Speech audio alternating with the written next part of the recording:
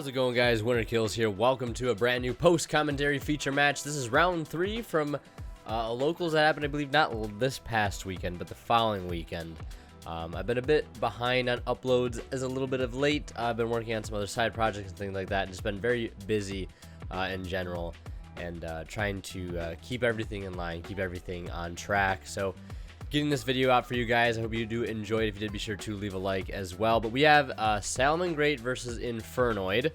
Salamangreat, I believe, winning the die roll and opting to go first. Both decks actually do kind of want to go first. Infernoid being a very stun and control-based deck. Opening a Void Feast combo is very, very powerful. And then on top of that, Layer of Darkness is just such a great floodgate in of its own right. And with Infernoids being able to tribute off to your opponent's monsters at will because of Layer of Darkness makes it a very potent deck. But Salamangreat winning die roll, going first, getting started with Jack Jaguar into the Balinks, and following up with an Upstart Goblin. Looks to have a copy of Spinny, Falco, and more importantly, that copy of Will in the graveyard, which is just going to basically be a Monster Reborn at this point, a continuous Monster Reborn. The card comes in very clutch this entire match. But yeah, so going right into the Sunlight Wolf, and then now deciding is the best time to play that Sanctuary. Oftentimes the card doesn't even need to be played, depending on how busted the opening was of the Salamangreat player. But you know, using it here, perfectly fine. Using the recycle effect of the Jaguar to return a card back to the hand, and then looks like going into Lingaribo. So this is actually the first time I've ever seen Lingaribo made in a deck outside of my own. A level 4 lower Cyberse to be able to make that, and it basically tributes itself to negate a trap, and then it banishes that trap. So very cool tech to see here in Salamangreat. Very interesting to see. It's not surprising, I guess, but we'll see our Infernoid player not wasting any time. Looks like he opened a hand full of monsters, which is very unfortunate. And he was going to go ahead and summon out the Saitsamus, which comes out at 26. And if it attacks, I believe, in the battle phase, it can banish a card on the field. It does not target either, so very strong. Be able to get rid of that Sunlight Wolf. And then we'll see a Trap Trick go probably for none other than... looks like going for Artifact Sanctum. I was expecting a Void Feast, but I guess it doesn't make sense to go for Void Feast. He doesn't have another Void Spell or Trap to be able to discard for it, or send from hand to grave. Sanctum going for Scythe, of course, and that right there is a fantastic card to have in this instance, shutting down the opponent from going to the extra deck. So being able to clear Sunlight Wolf, and then, you know, following up with another Floodgate of his own here in the form of the Scythe. Salamangreat going to have a bit of a harder time here trying to play through this board. At least trying to get any sort of board made on their own, especially under Scythe. The deck will really struggle to do anything under a Scythe. Very, very extra deck reliant strategy, I would say. So using Will to bring back Jaguar, and then pitching the Spinny over top the Jaguar. And now normal summoning that Lady Debug. And normal summoning Lady Debug will come up a little bit later on in the video, and we'll get to there soon enough. But going into the battle phase and crashing, or not crashing, but attempting to run over the Scythe, our Infernoid player will say otherwise. He's going to tribute the Scythe away before he can attempt to actually tack over it, and he'll banish the Balinks in the process, forcing our Salamangreat player to actually end his turn right then and there.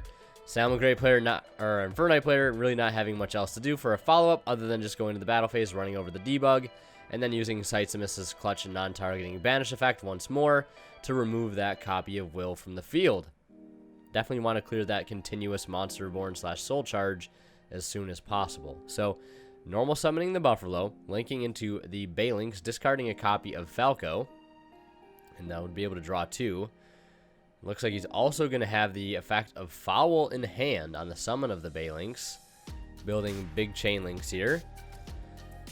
I believe Chainlink 2 would be.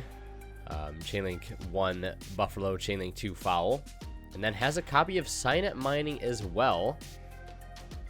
Going to be discarding the Foxy. I know there's a bit of a glare there, my apologies. But going for Gazelle, none other than. And then, of course, since he pitched the Foxy upon the resolution of the Signet Mining, Gazelle will be able to see that card hit the graveyard, thus being able to special summon itself.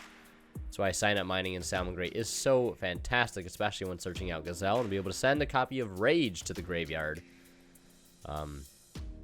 Looking to acquire some possible disruption in the form of Rage later on for massive board wipe, which is pretty decent against Inferno, I would say. A bit better than Rage, or better than Roar, I would say, because, you know, the fact to be able to, he has to invest so much, you know, summoning wise from his grave, from his hand, to be able to get multiple bodies on the field. That Rage can come down and clear all of them in one fell swoop. Granted, if he is able to get like the Anunsu on the board, he could be able to negate if he wanted to, but that's a different story. So now going to attempt to recycle that Rage back to his hand off of the effect of Sunlight Wolf. Sights Miss is going to banish it, but he'll still get the add back effect of the Sunlight Wolf. I believe adding back Buffalo, if I'm not mistaken. So that quick effect DD Crow coming in very clutch, as it often does in Infernoid. He'll go into Heat Leo, spin a set back row, which I believe was actually a Void Feast, but no way to resolve it with only Infernoids in his hand, which is unfortunate. You'll need a Void Spell or Trap to be able to send from field or grave, I believe. Now, trying to figure out a way to seal game here. Gonna summon out that Spinny since that hasn't hit the board yet. Going for a Link 2, and I think we'll see the Update Jammer play. And then the Update Jammer will be able to link itself with the Foul and go into Transcode Talker, and then Transcode will revive the Update Jammer, and then that's a double attacking Transcode at 28. So yeah, that's just going to be game right then and there. So we're going to head into game 2, and I'll mention a quick shout out to Imperium Duelist, amazing sponsor of this channel. If you guys are interested in picking up any playmats, dice, sleeves, deck boxes, I highly recommend you guys check them out in the description if you haven't already. And you can use that discount code WinnerKills10 off at checkout to save 10% off your entire order. And if you're buying anything on TCG Player, don't forget to use my affiliate link. Anytime you buy something using that link, a small portion of the revenue from the purchase will go to me and help supporting the channel. So feel free to check that link out in the description as well also. But here in game 2, Infernoid having a much better starting play, something we're more used to seeing Infernoids do. In actually resolving a Void Feast, discarding a Void Feast off of Void Feast, but it doesn't matter. Void Feast still resolving nonetheless. And Anunku and Deviati being sent for the respective Decatrons as well, and that level 6 being summoned. The Jet, whatever it's called. Sajetti, I don't know. I can't remember what I used to pronounce that card, because I used to play Infernoids way back when Grass was legal. And even a little bit before that, I think I played Infernoids actually when the deck was released. Still one of my favorite decks to this day. Maybe I'll pick it up again sometime soon, who knows. Yeah, so now normal summoning Buffalo and going right into Balinks. So another really solid opening for our Salamangreat player here. Buffalo into Balinks. Adding, of course, the Sanctuary. And then offering for the cuts. And then the discard and draw 2. Discarding Falco. Pick up 2 new cards. One looks to be a copy of Will. That card seems to be glued to his hand in this particular matchup. A lot of times, if you see Salamangreat, like at least in my personal experience, like seeing Salamangreat play out a turn without Will, it seems a little bit lackluster. But once you add that card into the equation, things get a little crazy. At least being able to turn out better boards, especially with the absence of Mirage Stalio, that card definitely does help out 100%. So playing Sanctuary. A little bit hesitant on the relink effect, but going for it anyways. And then using Foul to trigger its effect. You know, using Balinks to trigger Foul's effect, I would say, on that summon. And I believe there's not a whole lot else you can do at this point, but he looks like he's just going to go into the battle phase since both Decatrons are at 500.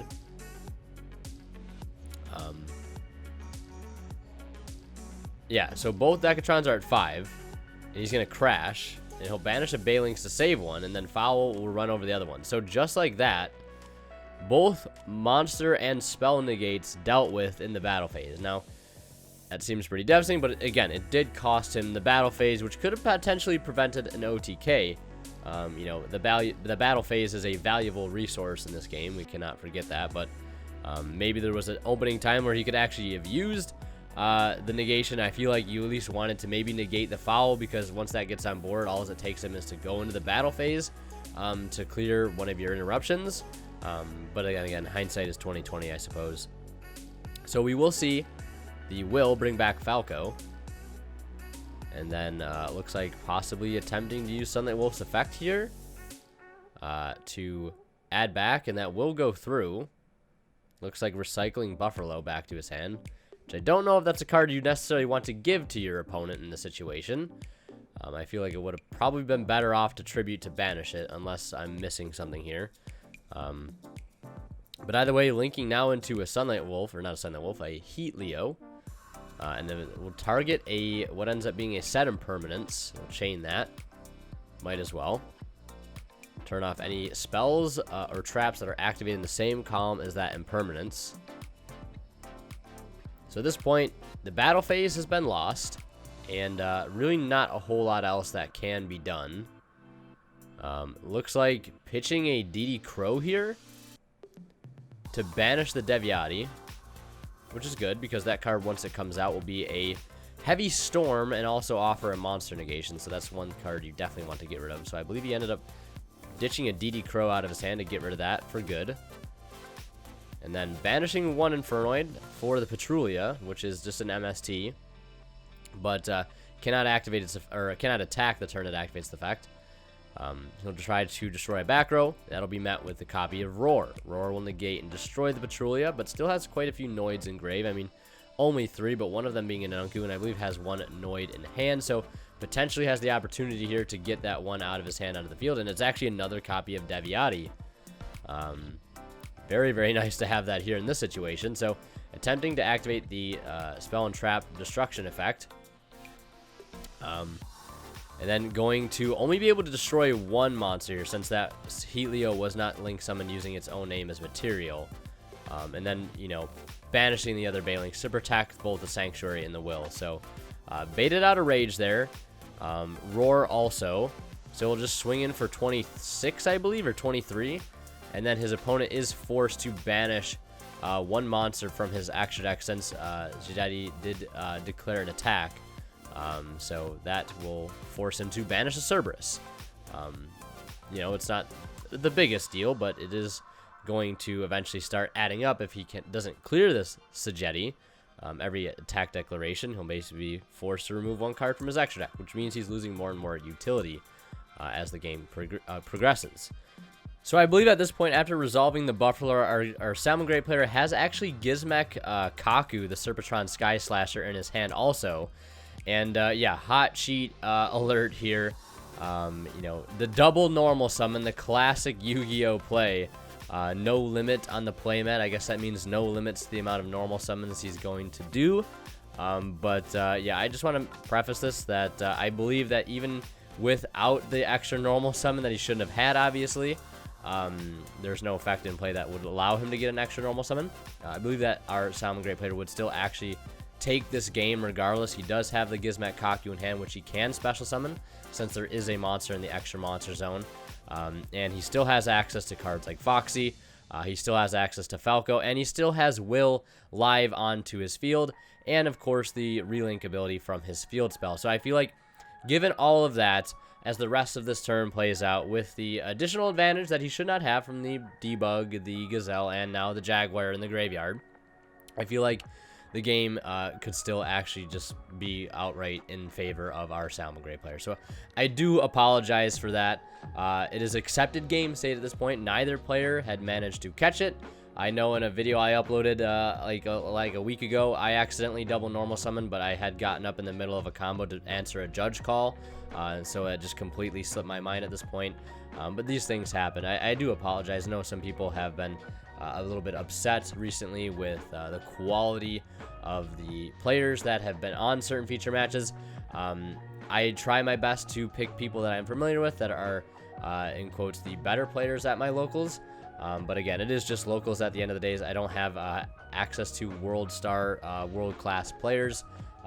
But I'm trying my best, just know that. So regardless, I feel like this game is still in favor of our Salamangreat player because of all the resources he had, even without the additional normal summon. So I'll stop sounding like a broken record now. But either way, I hope you guys were able to enjoy this video in some way, shape, or form, despite that glaring mistake at the very end. Hope you enjoyed the commentary and all that. And if, like I said, if you want to support the channel and help me make better videos on a daily basis, please consider checking out my affiliate link to TCG Player. Please consider checking out Imperium Duelist, and also consider hitting the join button down below and becoming a member of the channel to help support that way. So yeah, that's going to do it for this one. Like I said, hope you guys were able to enjoy, and as always, Winter Kill signing out. We'll see you guys in the next one.